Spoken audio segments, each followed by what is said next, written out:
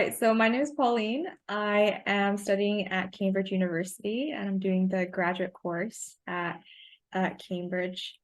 And yeah, it's my fourth year, it's my final year, and I can't wait for it to be done. So And close.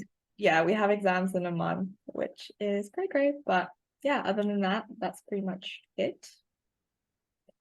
Okay, What I'm about you? Callie, your big sister. I'm Dee. I am a medical student in Spain. I'm originally from the States, and I'm currently on a gap year in France. So a very international, multicultural person doing all sorts of stuff, having all sorts of life experiences. Yeah, and I'm very happy to be here with you. I was absolutely honored to be asked to be interviewed. I was like doing some other interviews with other people. You're the only person that wants to interview me. I'm like psyched. So No, I was like, I really want to get to know you. I saw your social media. It was great. So I was like, yeah, I need to get to know more about you. And I have some questions here. okay, I'm ready. So I'd just like to ask you, well, you said that you're from the US. Where exactly from the US are you? And yeah, just a little bit of background. Yeah, so I grew up in Connecticut, which is right by New York, and I've lived all over the place. So we moved to Nebraska for 6 months, and then I lived in Florida, and then I've lived in Colorado. Family lives in California right now, and I've lived also in Hawaii and Idaho. So I've like hopped all over the place. Um, I graduated high school in 3 years. I did my last year as a junior half. I did 8 classes online and 8 classes in person, so I could graduate a year early. And then I moved to Spain at 17 to start medical school. Wow. Um, yeah, because like Spain has a different system. We'll get into that, but yeah. So I have been living abroad for a while now. I like have this interesting perspective of like I grew up in America, but then I like really matured in Europe. So I have like a very like I have like one foot in each culture, you know. Mm-hmm, So that's where I'm from originally. mm-hmm. And you mentioned that you're studying in Spain.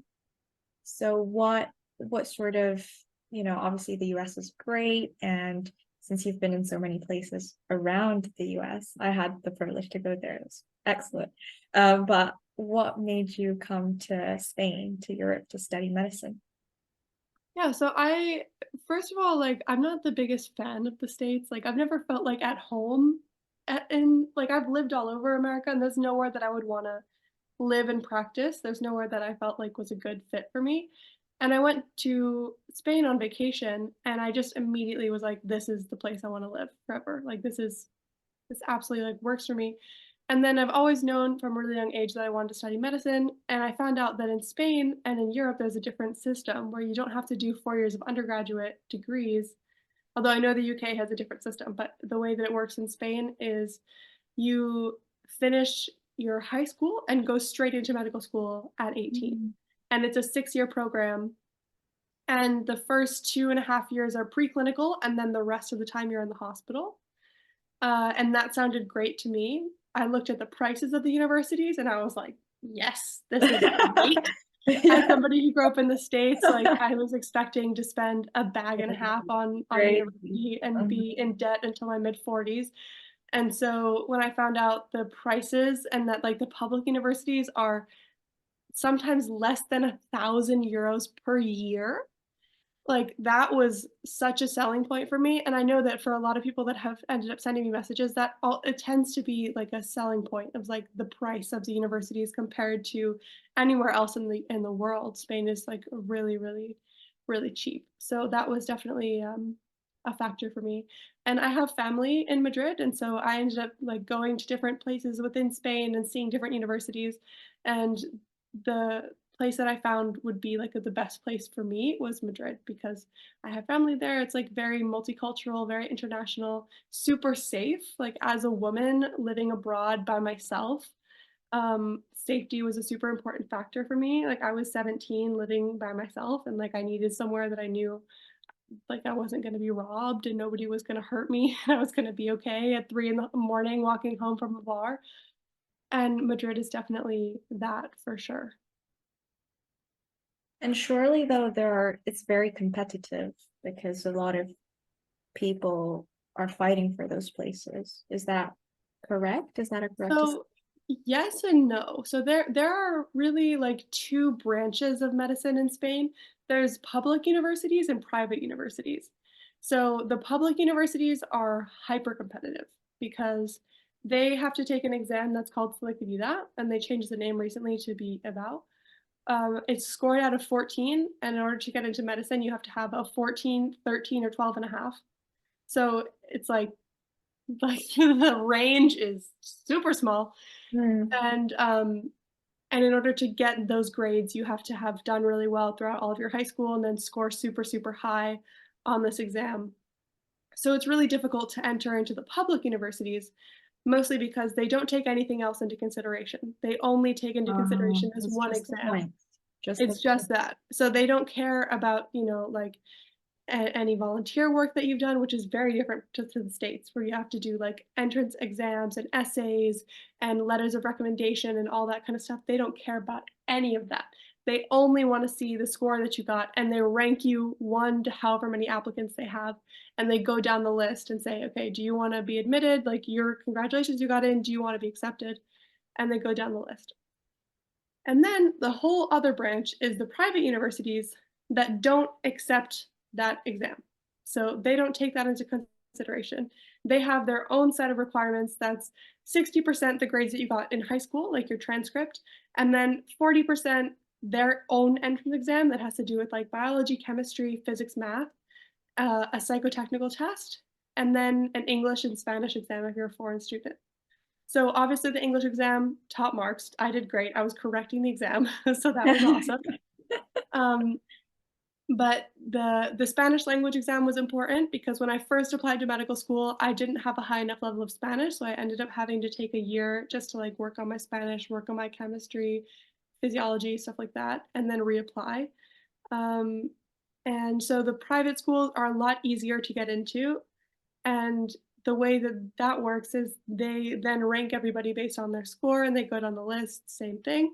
Except this time, the people that get accepted into private universities, most of the time when they're at the top of the list, they also get accepted into the public universities and defer into the public ones because it's cheaper. So Mhm. it ends up going farther down the waiting list. And so, for example, when I got into the medical school that I'm in now, I was on the 11th page of the waiting list. And I got into medicine, and there's only like 200 spots. So a lot of people end up deferring into public universities. So the public universities, super competitive.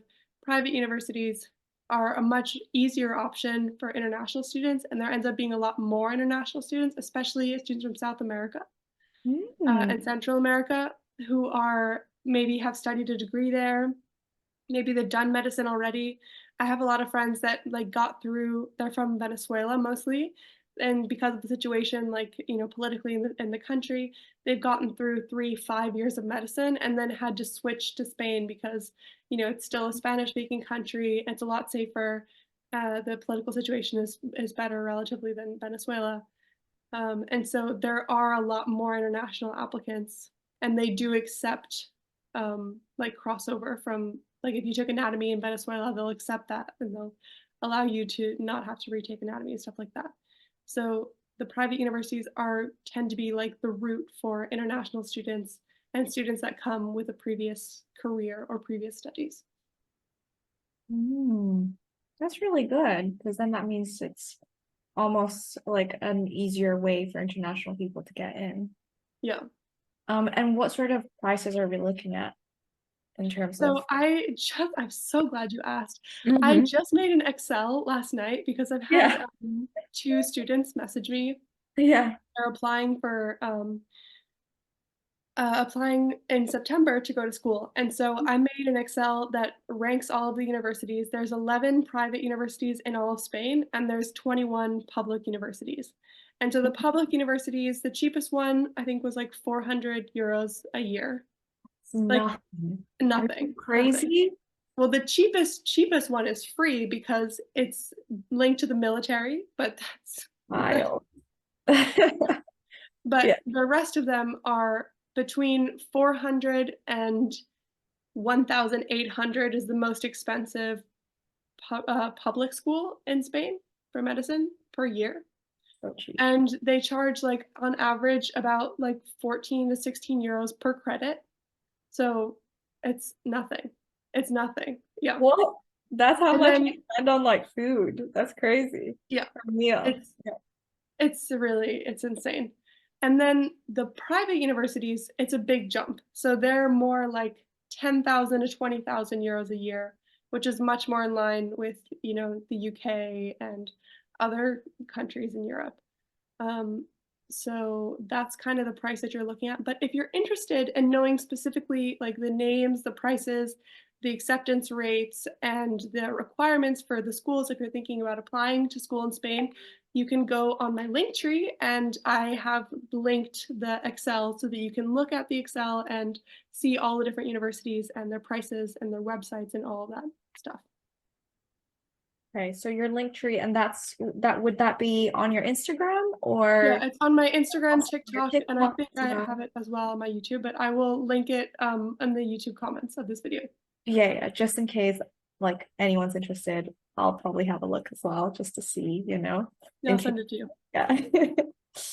Um, and then I guess in terms of the difficulties that you've had studying in Spain, do you think that it's easy or has it been a hard journey for you?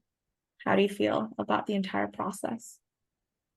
Okay, so it's definitely been difficult. I mean, I would be hard pressed to find a medical student that's like, "Oh, it's been a breeze," like, medical school, "Oh, medical school, medical Easy. school." I'll do it again. Yeah, totally, I would love to be a med student forever. No, it's definitely been difficult, but not for the reasons that most people think. Like, most people think like, "Oh, it's in your second language, like, that must be so difficult." That's really not the most difficult part because, as I'm sure you know, it's all Latin-based like, it's all, like, English, Spanish, French, whatever, it's all Latin-based, so the terminology is super similar. Like, all of the information that I had learned in high school as far as, like, anatomy, biology, chemistry, it really transferred into Spanish without much difficulty. So the language, that wasn't the hardest thing. The hardest thing for sure, by far, was the culture shock as far as, like, the system, the schooling system that they have. So as an American, you get, like, brainwashed to become, like, a really great employee, right? Like, they have, like, the bell to teach you that at 5 o'clock, it's, like, time for you to go home, so, like, the bell, like, to signal, like, the end of your classes. You have lots of homework, lots of reports, you get evaluated all the time based on, like, who you are as a person, not just the grades that you get. So they're, like, trying to shape you as, like, an employee, as a person going into the world. And in Europe and Spain, they very much don't care about that at all. They very much care about your ability to memorize facts. So that was, like, a huge shock for me because I've been more of like a rationalizer, like trying to make sense of things, trying to understand the why, like how things go together, like relating different subjects and different topics and like integrating information.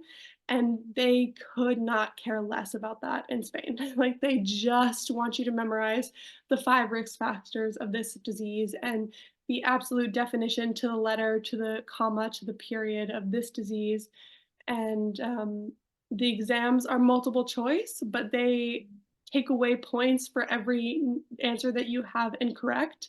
Oh no, that's the Yeah. worst. Yeah. So I had never had that in the States because if you don't know, you just sort of guess C, right? Like that's like what they always told us is like just there's a 75% chance that C is the correct answer. Whatever, just guess, pray, like, D for Dios and C for Christ, whatever, just like try something. And And then I got to my first year of medical school, and on my anatomy exam, I remember this was, like, one of the hardest lessons I've ever had to learn. I failed an exam. I went to the revision of the exam to see why I got such a low score, and all of the answers that I had that I didn't fill in were correct. I was just too scared to fill them in, and so had I filled in that little bubble, I would have passed, but I was too scared because I wasn't sure and I didn't wanna get minus points, so I didn't fill them in. And so I failed that exam. And so it's like this balancing act of like, okay, well, you have to be really sure about your answer to fill it in. But then also, if you don't fill in enough, you're going to fail anyways. So you have to kind of decide. And it also opens up this whole other route of embarrassment that's getting a negative grade, which I have gotten. Let me tell you about it. I was in my math class, my statistics class, and I've always been really good at math. So I like finished this exam and I was like, "Oh, nailed it. Like definitely got a 5 out of 10 for sure." And the grades come back and there's a 0 in Blackboard and I was like, I emailed my teacher like, "I think you forgot the 1 in front of the 0. Like I'm pretty sure I got a 10 out of 10 on this test." And he was like, "Callie, I'm really not sure how to tell you this, but the lowest grade that Blackboard allows us to enter is a 0." And I was like, "No comprendo, I don't understand. What do you mean the lowest grade?" Surely I got a 5 out of 10, like I passed, right? And he was like, "Actually, you got a negative grade. You got so many answers wrong that actually it's a negative score. You got a negative 1.25." Negative marking is brutal. It's like, why? Who invented that? Like, So n- that was to this day, I mean, I cried.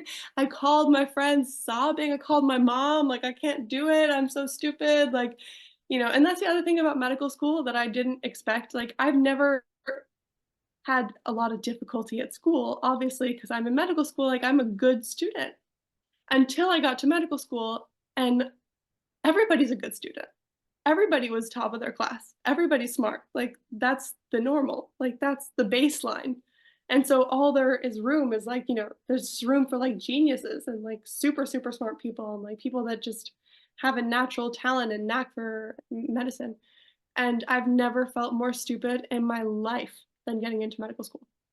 Never. I've never felt more incompetent, more stupid, more just like just dirt on the bottom of somebody's shoe than getting into medical school. And I think that it doesn't help that it's such a patriarchal system that is built to make you feel that way because you're just a medical student. Oh, what year are you? Oh, you're just this year? Oh, well, I'm this year. Or like I'm graduated or I'm a doctor or I'm a resident. I'm this year resident. I'm this year, and like we had professors that would just absolutely beat us up emotionally, like just loved to make us feel bad. So that was something that also was really shocking because Americans are normally pretty nice, pretty, amicable. And not to say that Spaniards aren't, but in medical school, there seems to be like this air of like superiority and needing to differentiate yourself from other people by making them feel worse. And so that has been like probably the hardest part for me and part of the reason why I am doing what I'm doing to try and allow people to see that like you don't have to feel that way. Like no like you do not have to feel bad about yourself. You do not have to feel stupid because everybody feels stupid. You know what I mean? Like everybody's gonna fail a test, everybody's gonna feel stupid, everybody's gonna be like, we're all in this together. Like there's no reason for you to feel this way. And the more competitive we are, like the worse it is for everybody. So it's just better to share resources, help somebody out, give a pep talk, whatever. And so that's sort of like the my internal motto.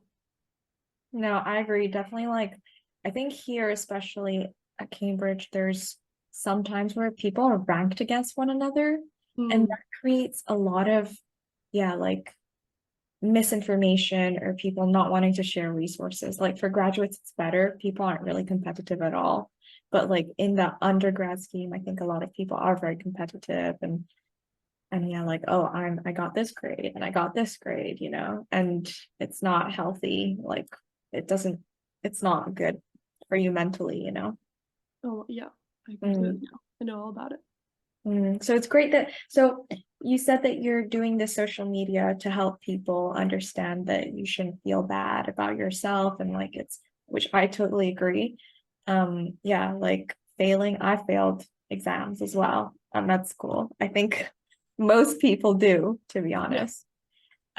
So yeah, so could you tell us more a little bit, um, well, yeah, tell us more about social media and a little bit more about why you're doing it, other than the reasons that you've already said. Yeah, so I'm doing this social media thanks to somebody that I was dating because I've always wanted to be like a motivational speaker, or like go and speak to medical students and talk to them about, you know, failing and not doing well or feeling bad or like mental health and stuff like that. I think it's just so important and we don't get enough real advice from people. Like there's so much of like, "Oh, it's fine," and like, "I did super well," and like, people like will give you advice, but they're also trying to flex at the same time, and it just doesn't do what it's supposed to do. And so I was telling this person about like, "Oh yeah, like I really wanna, help people and like inspire people and stuff," and they were like, "Oh, well, I have a, social media account where I like do that. Like, why don't you do that on social media like now?" And I was like, "Well, I'm not a doctor yet." And they were like, "So, like, who cares? Just do it now. Like, take this time and this energy that you have to just send the word out." And so that really inspired me and I started doing it. And then the more that I've done it, the more that there's been this positive reinforcement of like people messaging me and saying like, "Hey, I want to do exactly what you're doing. Like, how did you do it? And what advice would you give me?" Or, "Hey, I'm applying for this school. Like, whatever. I'm applying for your school. Like, what advice do you have for somebody that's going to go to your school next year?" And so it's been like a really great opportunity to really like get in touch with the community of medical students and future doctors. And that's all that I've ever wanted is just to help people. And that's part of the reason why I want to become a doctor is just to help others. And this is just another way to help people and help people that are like me, like help a little previous version of myself that was just a little shrimp, like so scared to go to medical school, so nervous, like didn't want to ask anybody, didn't want to seem stupid, and was like secretly struggling. And I wish that I had somebody creating content like the content that I'm creating now to get me through medical school and like give resources and give advice and get me in touch with other people. Like I think it's so important to network and like really get to know your community and reach out for help and get information and stuff like that. So that's what I'm trying to do is like network, inspire, motivate, and educate. Okay. And I guess you mentioned that you've always wanted to help people, and that was the reason why you wanted to do medicine. Were there any other reasons as to why you wanted to do medicine, or were there like a lot of like some trigger factor or something like that? That's Just a great question. Um, I don't know, like, my stepdad is a doctor, he's an ENT and facial plastic surgeon, and so the norm was him, like, coming home for dinner and telling us about, like, his surgeries and telling us about, like, cases that he had and stuff, so I had exposure to medicine from a really young age, and I just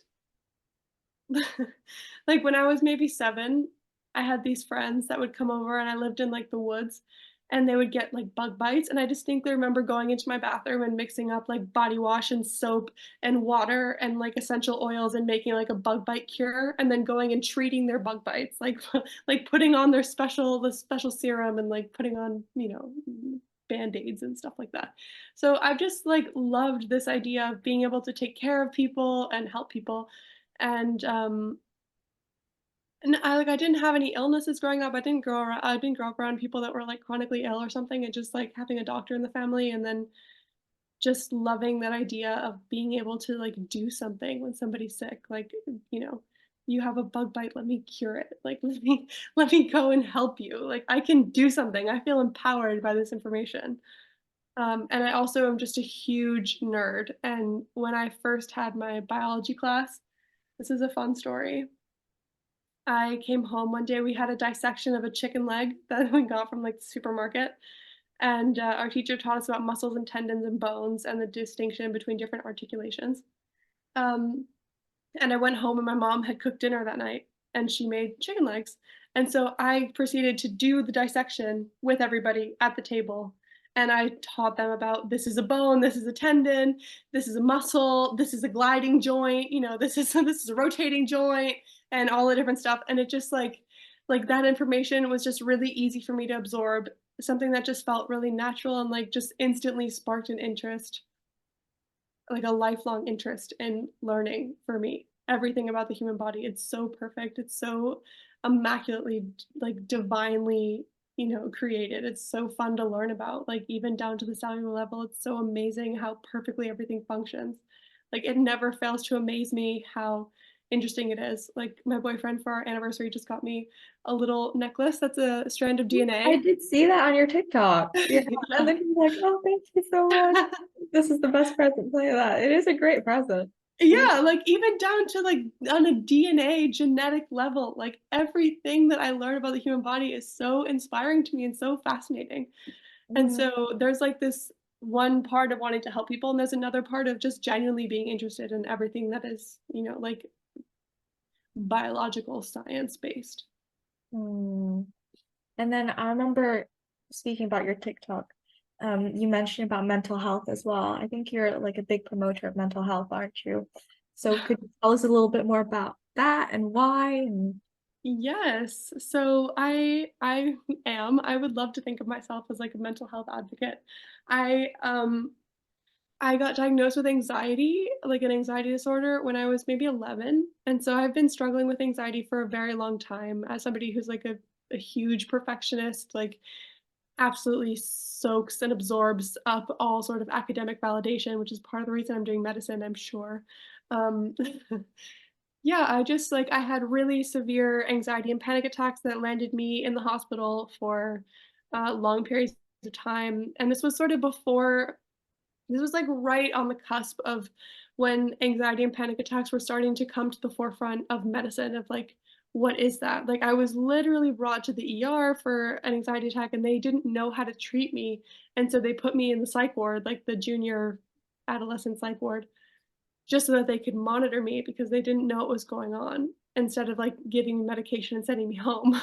So, it was a really interesting time, and then as I've grown up, there's been more and more information about, like, different books coming out, like The Body Keeps the Score, and other sort of, like, mental health, pioneers who have come forth and talked about, the ways that anxiety can manifest in the body and how that can look like different, diseases and stuff like that.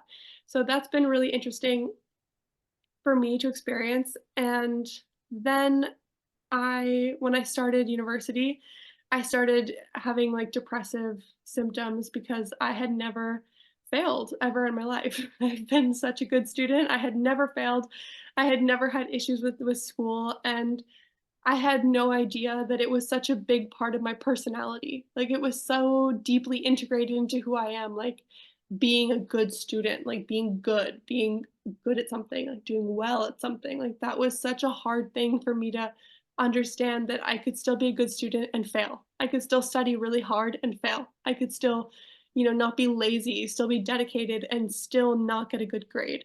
That was, like, mutually exclusive for me, and it was hard for me to, like, mentally integrate those 2 things. And I remember talking to the school therapist about all of these things, and he recommended that I go and see a therapist that specialized in medical students. oh And it wow, was I thought that was a that thing. Yes, Wow. like, it is so common for medical students to have mental health issues that there are professionals that literally specialize and exclusively treat medical students as their patient group because we are so many and so often and, so complex as patients that it's, yeah, it's now able to be, monetized and, like, it's another subset of patients. So I wanted to really bring light to mental health because it's something that I've struggled with throughout my life, and because in medicine, it feels like something that is so hush hush and so taboo.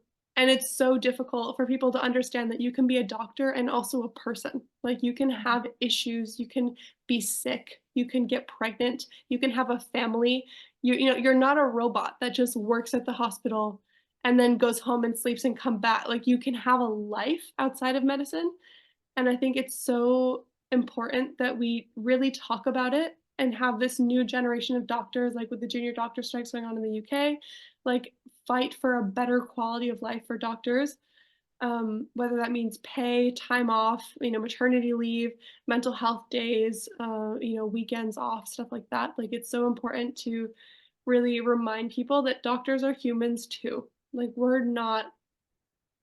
just people. We're just trying our best, and we can have bad days, and we can be depressed, and we can get sick, and we can, you know, have stuff happen as well. Yeah, we're not machines. We're not Yeah. robots. So Yeah. agreed.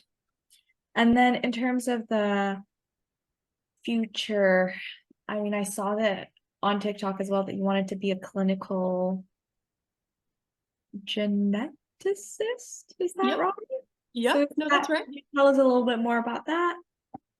Yes, I would love to. So I had no idea. I'd never heard of genetics until I started medical school for the first time. In our first semester, we had a genetics course, and everything about it just made sense to me. Like the way that the teacher was so enthusiastic. She had her own research on Alzheimer's and like the genetic component of Alzheimer's. And I would like spend time after class, like hours and hours of my time after class, like going to her office and talking to her about like, well, does this mean this? And like, what about this? Like trying to connect the dots and like think about future experiments and like how we could push this field forward and stuff. So I just like immediately had an interest in genetics. And then I thought, oh, well, I'll just be a geneticist. Like, I'll just drop out of medical school and I'll be a geneticist. And that teacher pulled me aside and she was like, I'm not going to tell you how to be a geneticist because you're not going to be one. You're going to be a doctor. You have to see patients. We need people like you that are like, excited about medicine and also about genetics in the world. And especially like just a couple of days ago, I think on Monday or Friday, the first ever CRISPR treatment for sickle cell. Did you see the news? Nope. Tell Okay, me. so so on my LinkedIn, I follow Nature, and they posted about the first ever CRISPR treatment being used for sickle cell anemia.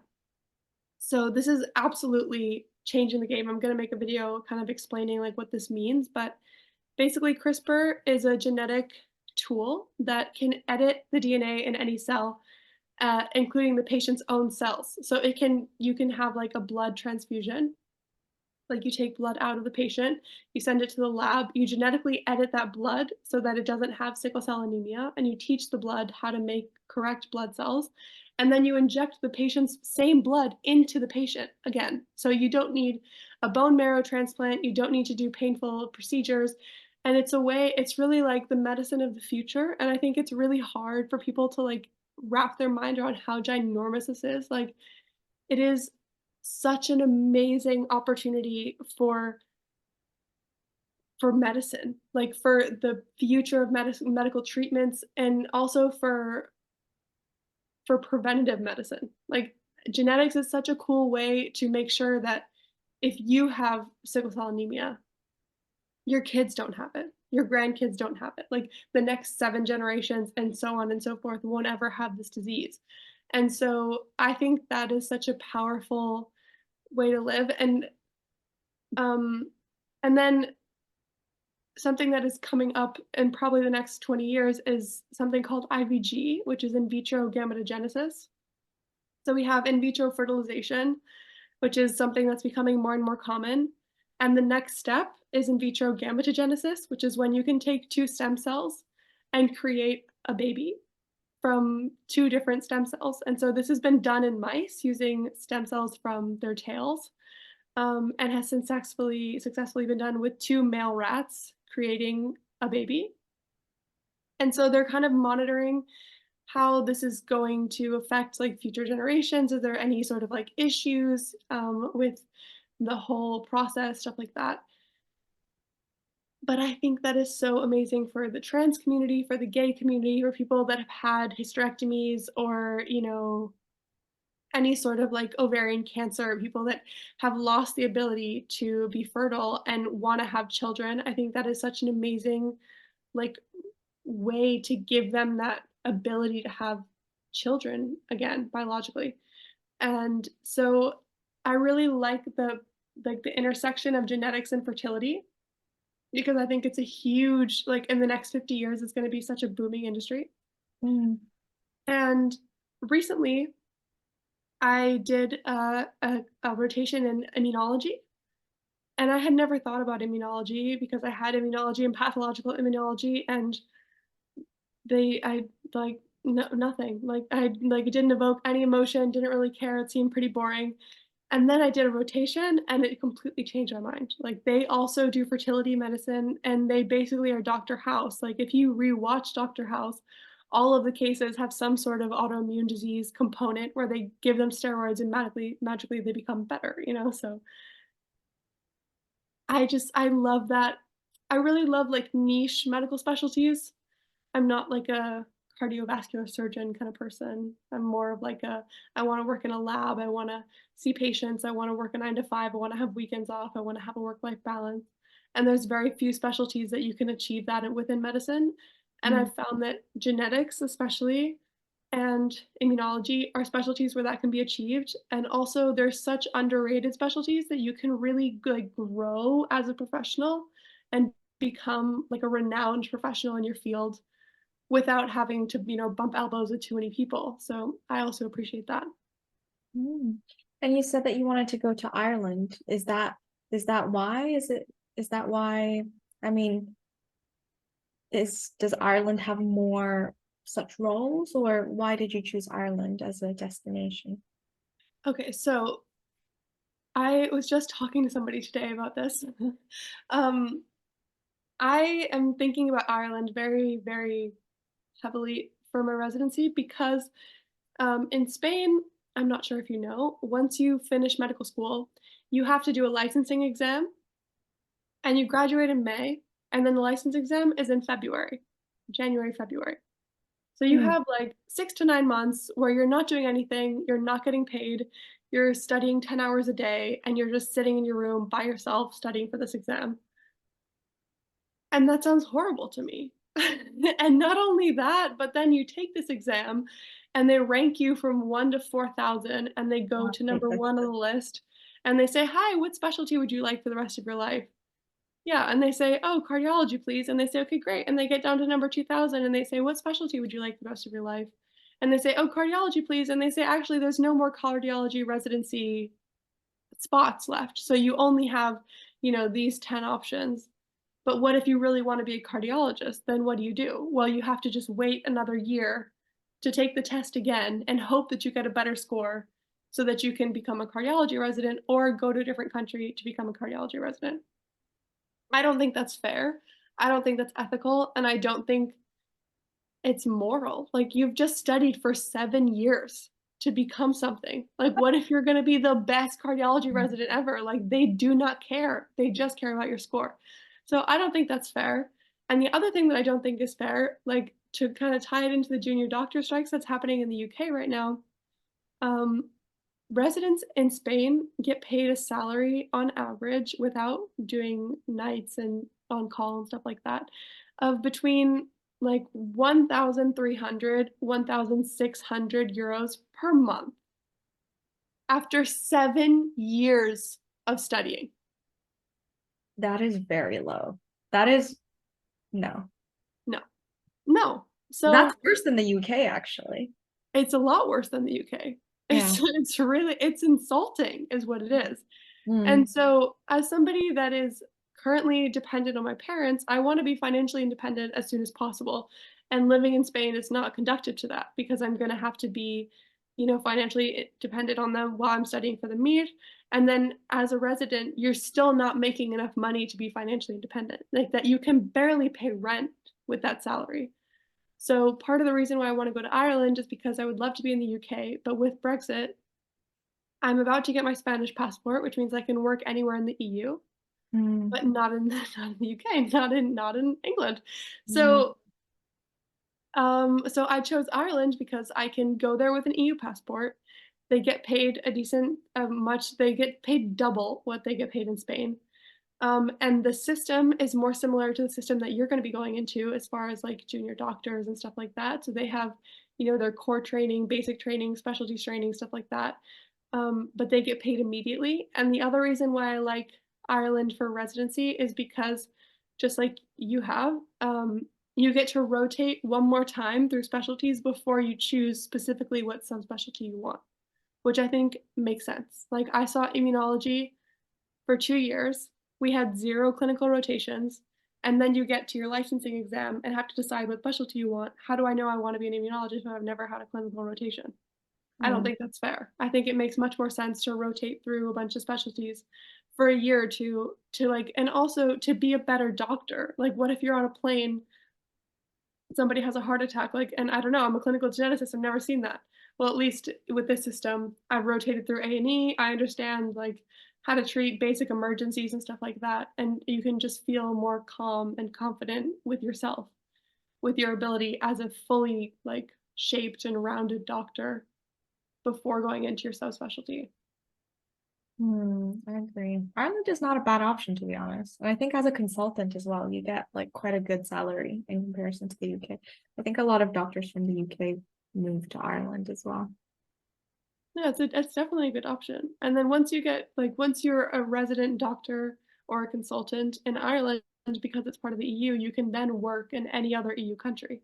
So then you can Mm, move back to Spain or move to France or move to Greece or move wherever you wanna move, and you mm, just have to have your title be, I don't homologated, I don't know how to say it in English, but you just have to, like, do that translation process of translating your MD, and then you're good to go. mm. That is good. That is very good, actually. I didn't know about that. That's a good deal. And I think they treat you much better as well in Ireland. I think they have a much, it's more like Europeanized. So I think they have better, actually, maybe not. I did hear some bad things about like the work-life balance, though. I don't know if you heard the same things. I mean, that's medicine for you, I don't know. I Yeah, feel that's like if awesome. somebody has a good work-life balance, it's because they've done the work themselves and it's an individual thing. It's not like a global, you know. Yeah. In terms of 9 to 5, why do you think that's really important?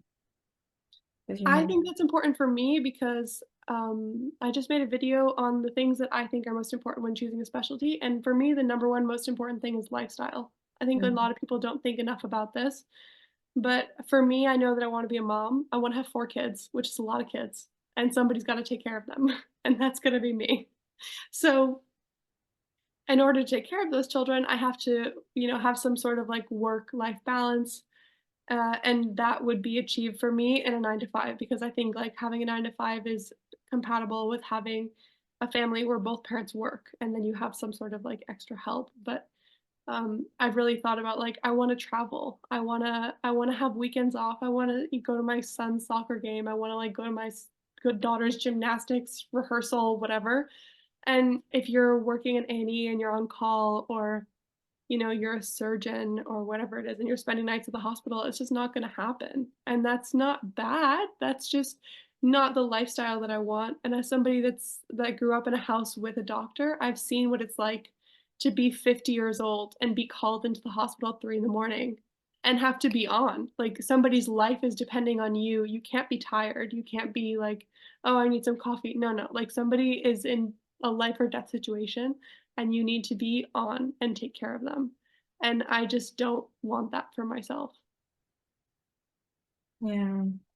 I think especially like when you're young and still, really healthy and like a lot of the people who are 18 or 19, they want to do cardiothoracic surgery or they want to do the hardcore stuff. But then by the time that you get older and then you do have a family, then a lot of those people get tired by that point Yeah. and they're like, oh, is this the life that I actually wanted? So I do think that some people do regret that sort of lifestyle in the future, but it does work for some. So it's good that I think it's good to recognize that it might not be the thing for you.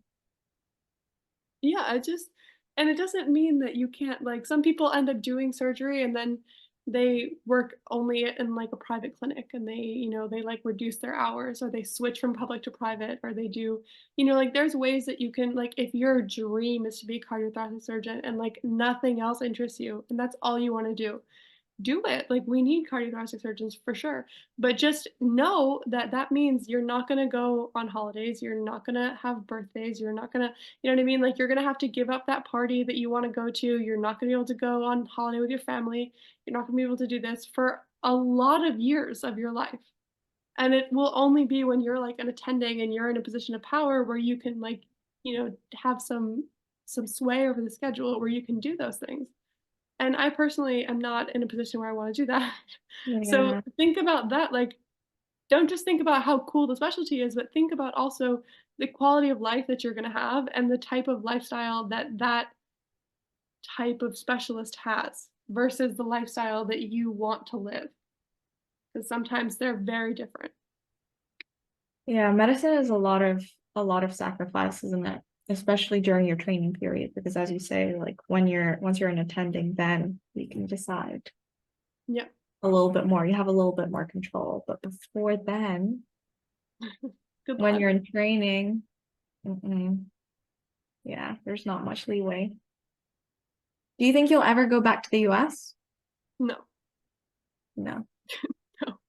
Could you tell us a little bit about why? I mean, you mentioned that you didn't really feel at home in either of the states, but how come? No, but more than that, like, let's talk about not having socialized healthcare because that's a situation in the US. Like, I don't think, especially in Europe, a lot of people ask me this question because they think like, "Oh, for sure, you're American, you have an American passport. Of course you would study, or you would practice in the States because you're gonna make more money."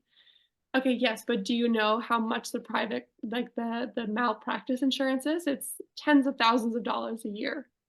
You're a doctor working in a hospital, and yet you have to pay for your own health insurance. That's ridiculous. Really? Yeah, yeah. What? What? Every single doctor? Yeah.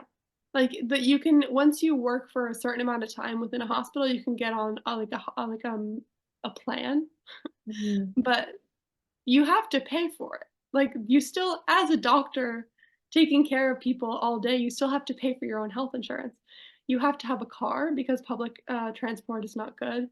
You have to have car insurance, you have to have health insurance, you have to have home insurance, you have to have, like, a million types of insurance. So you get paid a lot more, but you also are spending a lot more, a lot of money. On top of that, I don't think it's moral or ethical the way that the healthcare system is in the United States. Like, knowing that somebody could come into A&E and you could literally bankrupt them for the treatment that you're giving them. Like, their house could be remortgaged, like their house could be taken over by the bank because they cannot afford the cancer treatment that you're giving them. Or, like, I have a cousin that has cancer, and she has a GoFundMe because she cannot afford the cancer treatments that she has. Like, it is so expensive, and there's just nothing about medicine that makes sense to me in the States in that way of, like, I got into a car crash, it was $20,000 for all of the medical treatments that I needed, the MRIs, like, the physical therapy stuff, like, thank God it was not my fault, so the insurance company covered all of the costs, but I had to pay all of that out of pocket and see the list of, like, how much this medical treatment was, and my the culture is just so like, birth is so expensive. Birth can be $60,000. Wow. Like, what? What? My brother his ankle. He snapped it, and instead of calling an ambulance, he called his friend to pick him up and drive him to the hospital because ambulances are so expensive. Like, the culture around medicine is so toxic, and it's so expensive, and it's so run by big pharma and, like, the corporate greed of America that it's just not something that I wanna participate in. It's something that is, like, soul sucking, and I don't agree with that, and having now worked in public hospitals and private hospitals and seeing that private care costs, hundreds of dollars a year here instead of tens of thousands of dollars a year, that just seems so like, patients come in earlier, patients, you don't miss diagnoses as often because or, you don't, like, have to wait and deal with, like, extreme cases because patients will come in and tell you when they're sick. Patients will come in and show you that like tumor before it gets to the point where it's like the size of a basketball. You know what I mean? So it just like the whole system just makes more sense to me, and it seems a lot more fair for the patient. It seems a lot more centered on patient care rather than just taking the patient's money and having the hospital be a business, which is how I think it's run in the States. Yeah. I mean, I was thinking of going to the US at times, but hearing things like this, these kinds of things are exactly the things that discourage me from going. Yeah. Yeah. So Ireland, I think, is a much better option. Yeah, I'll see you there. Sounds good. But were you thinking of other options? Because obviously there are so many options. As a medic, you have so many options out there. So what do you like, what have you considered other than Ireland? Or was it just Ireland that you had No, on? no, it took me a long time to get there actually because it wasn't for any Spanish students that are watching this, there's a organization called THEM, which is CEEM, and it's called the oh god, I can't do the rapid translation in my head right now, but it's basically an organization that's made up of medical students for medical students. So they have a group, like they have a bunch of WhatsApp groups that I'm in. They have one for mental health, they have one on medical education, and then they have one on residency and profession abroad. And I joined that group, and it wasn't until I joined them that they started talking about what would it be like to do your residency in Germany? What would it be like to do it in France? What would it be like to do it in Ireland, in Scotland, in England, in Wales? Like, what does that look like? How do you do that? And what is the system like over there? Like, what can you hope for? And so I went to a talk where there was a Spanish medical student who is now practicing in Scotland. And he kind of like talked about the journey for him and how he sort of felt the same way that I did. Like, I felt super heard listening to him. Like he was like, I don't want to do the exam. I don't think it's fair. I don't want to get paid like bare minimum. Like, I just don't think that's fair. And I was like, yeah, it's not fair. And he was like, yeah. So I left and I was like, oh, I'm going to leave too. That's a great idea. Like, yeah. I was like, on the other side of Zoom, like beating my computer, like, yes, this guy understands. And and so that was when I started thinking about the UK. I had originally thought about Germany. I started looking at like where do medical student like where can I go first of all? Okay, if I get an EU passport, then I can go anywhere in the EU. Where would I want to live? Okay, well, like what languages do I speak? Let's start with that. Like I speak English and Spanish, a little bit of French, not so much. So that really limited my options. I'm pretty good at languages, so I guess I could learn like German. Do I want to learn German? No. Do I want to live in Germany where it's cold and rainy? Not really. So I guess I don't want to go to Germany. And then I thought like, okay, well, I could go to Italy. Found out Italy's super competitive. It's super difficult to go there, and also I don't really like Italian is difficult to learn, so I was like, okay, maybe not Italy. Thought about the UK. UK is expensive. Then I would need a visa. Okay, thinking about the UK, and then it was like, "Oh, Ireland. Ireland is part of the EU. I speak English. This makes sense." Like, finally, this is a country that I don't have to learn another language. I could go with the languages that I speak now, and then I started learning about, like, okay, like, what are the medical schools there? Like, how many years are they? What is, like, the formation of medical school there? What is residency like there? Like, how can I get in touch with people? And so what I started doing is the magic of LinkedIn. Love LinkedIn. I started just looking up on the search bar doctors, geneticists, immunologists, medical students, and then changing the location to be in Dublin or Ireland or Cork or wherever. And then I just started sending messages to everybody like, hey, I'm a medical student. I'm thinking about doing residency in Ireland. What do you think? Like, how was your experience as a resident? Like, would you recommend it? Do you like practicing in Ireland? Is the pay okay? Like, what do you think?